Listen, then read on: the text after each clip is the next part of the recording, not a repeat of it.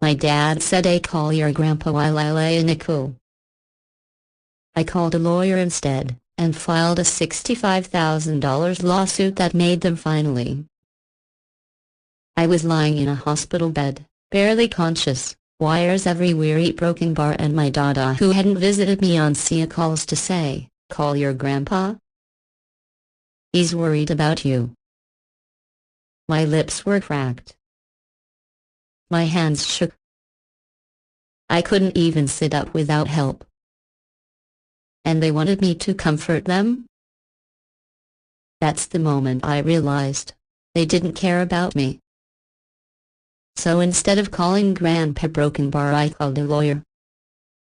If you've ever been treated like an afterthought by the very people who should have protected you, hit that like button. Today's story is about betrayal, survival, a broken bar, and sweet, cold revenge. Because sometimes, they only listen when it costs them money. I'd always been the quiet one in the family. Not the golden child, not the rebel. Just a broken bar there. Low maintenance. Polite. Invisible. When I started feeling weak, nauseated, and dizzy all the time, I thought maybe I was just overworked. I was a sophomore in college, taking a double major while working part-time. Stress was normal, right? Wrong. One morning, I collapsed in the middle of my apartment kitchen. I woke up in my roommate standing over me, terrified.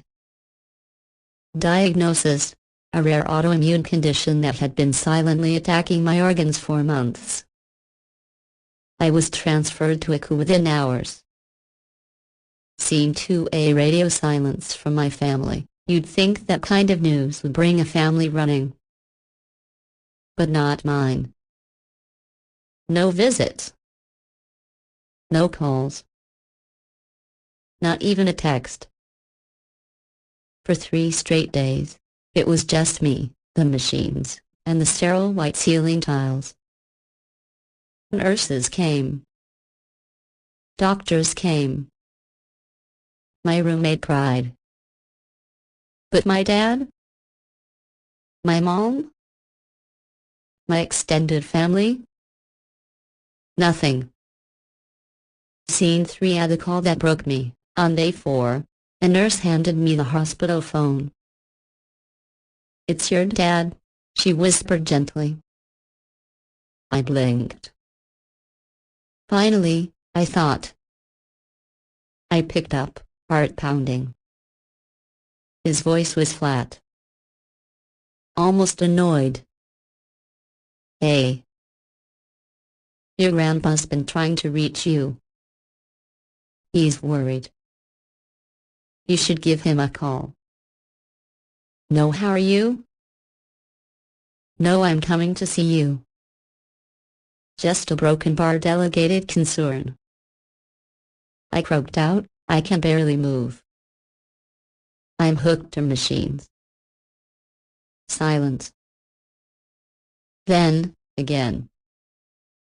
"Just call him. He's old. He's not handling this well." That's when it clicked. I wasn't the priority. Their feelings were.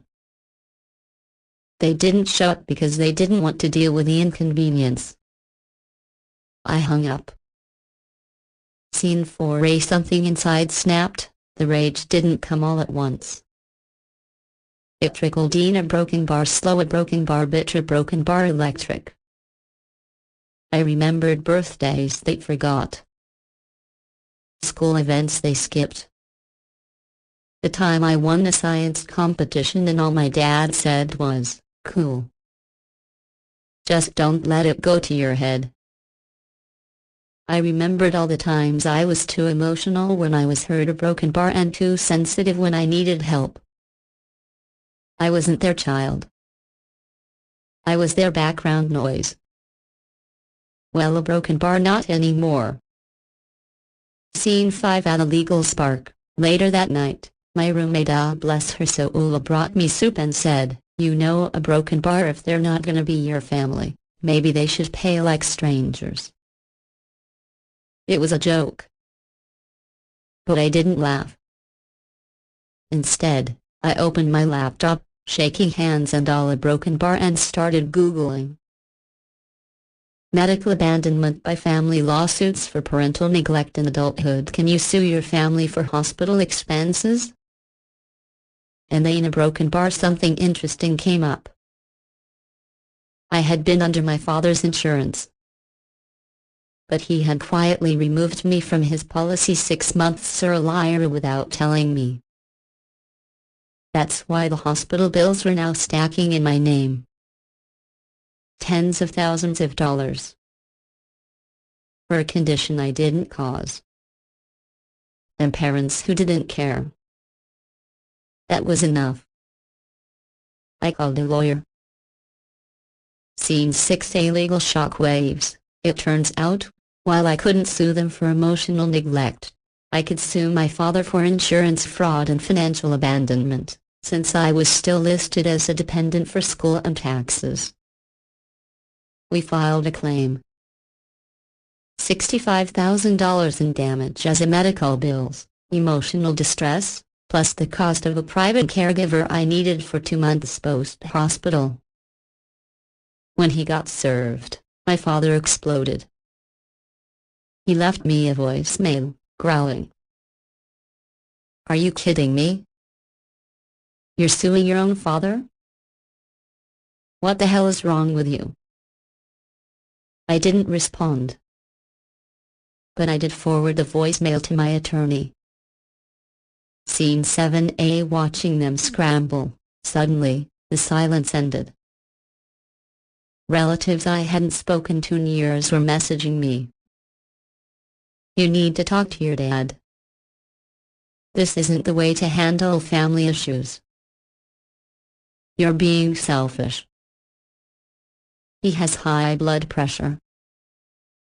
Selfish?